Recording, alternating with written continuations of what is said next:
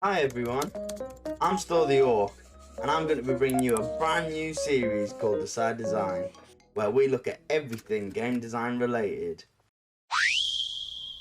So today we're going to be looking at one way in which you can draw your very own level design. So whether your favourite game is Valorant or Call of Duty or something like Stardew Valley or Slime Rancher, this is one method you can use to approach level design. So what we're starting with here is a basic layout, okay? So we're considering a CSGO map which has 2 bomb sites and 2 spawn sites. But I'm also adopting a Call of Duty principle so that there are 3 lanes to this map in terms of sections. So when we look at this layout, what I've actually done is started by drawing the golden paths, and this would navigate the flow of the level.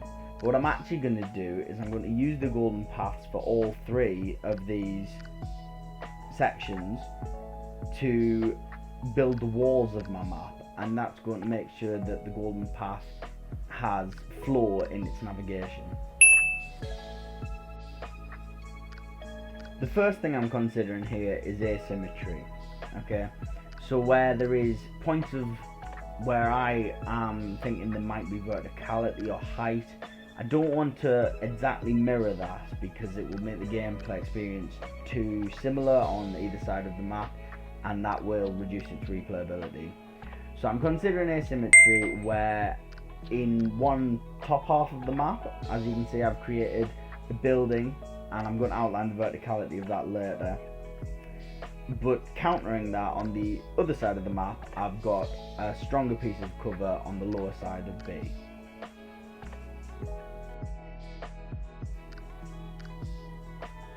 Right here we're looking at the C side of the map, so the left hand side. And what I'm doing is, where there is verticality, that side of the map will automatically have an advantage in terms of viewpoint and potentially positioning and cover of the bomb. So what we need to do here is add certain spots of cover and certain lines of sight which can be advantageous to A even though they're on the disadvantaged side. This allows an opportunity for players to get closer to the C bomb site, and it also allows for players to get closer to the opposite side of the map. That's interesting because on the D side of the map, on the D spawn, we have the verticality there to give those players an advantage, but the cover that we're creating on the lower side of the A map allows attacking players to get into close range combat with those people utilising the verticality on D side. So we're having ranged combat from a high distance, and we're countering that with close quarter combat and the ability to maneuver closer to the enemy with stronger cover. We're also giving them a specific line of sight so that there is range combat able to be there without verticality on the lower side of the air map, which is why I've added the vault section to the first piece of cover. So here we can see I'm just cleaning up some of the map, and I'm creating a few more pathways, a few more lines of sight. I'm making sure that wherever I do have almost symmetrical pieces of cover, that there are a few corners or edges just to add variation to the gameplay experience, and again give variation to the opposing sides of the map. So if you're a very neat and tidy person, you might want to keep this very clean and very straight line, so you might want to use a ruler or hold shift in a program like Photoshop. But for me, I quite like to do the initial sketches freehand, just because it gives me ideas for where the cover could be destructible and potentially open up new gameplay variation. And it also gives me ideas for where new items or objects could be placed, and consider where pickups could fit into the mix.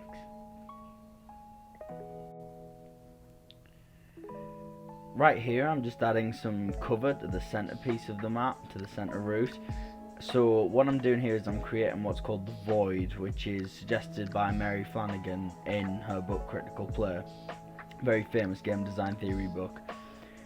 The reason I'm doing this is because I want this section to feel secluded and separated from the map. I don't want it to be interacted with from the other lanes, and it creates a sense of kind of etherealness to the map, where you have this separate section that could also be a section of its own, and make the player feel like they are in this void, in this place that can't be accessed by the rest of the map, and can allow for a unique gameplay section or a unique route through the map. Often this is utilised in things like boss battles, where you feel like you're removed from the main body of the map to a smaller section, which keeps you separate and focused on, for instance, the boss battle. But in this section, I'm just going to create a new gameplay environment just in the center of the map that is secluded from the rest of it.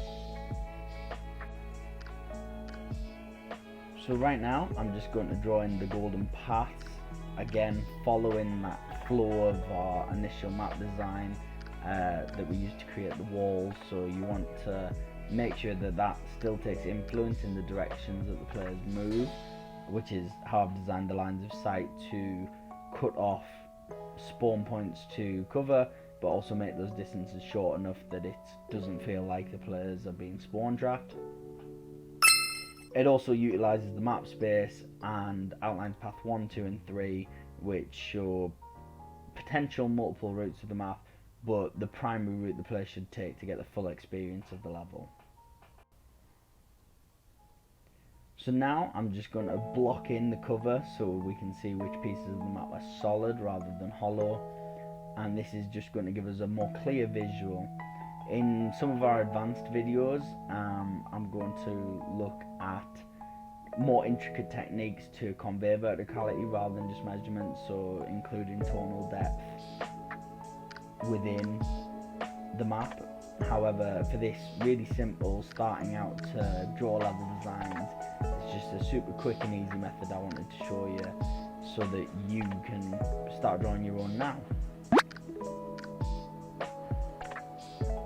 You can always use the mask tool in Photoshop if you want to block these colours out in cleaner rectangles, but I quite like to just fill in the colour myself. It gives me more of a personal connection with the level design, and it also is quite therapeutic, and it's quite relaxing to do this part of the design process when you've already thought about the design and the layout, and now you're seeing it really solidify and come to life.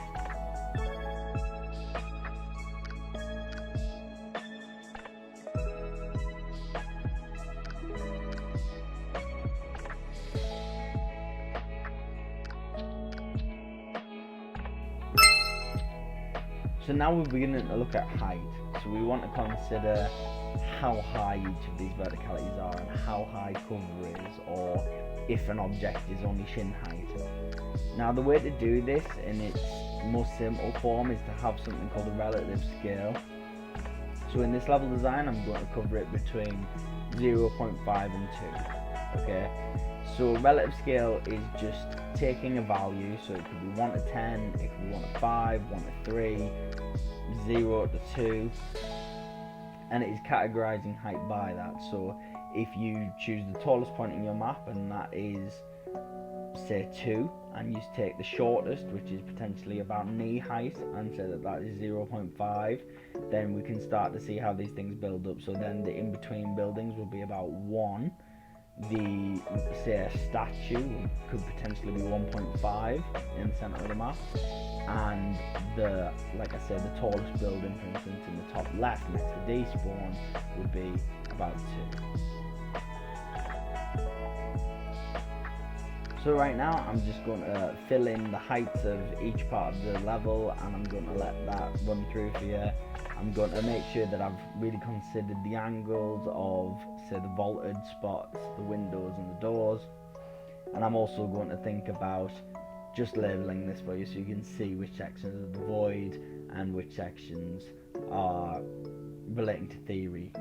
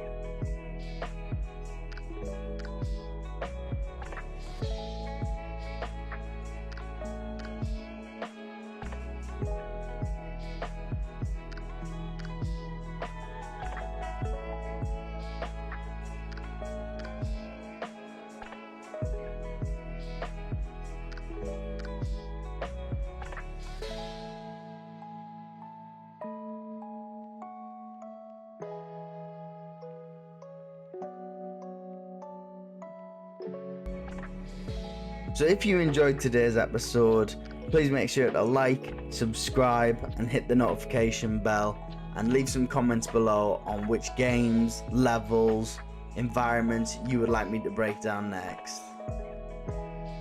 Stay safe and keep designing.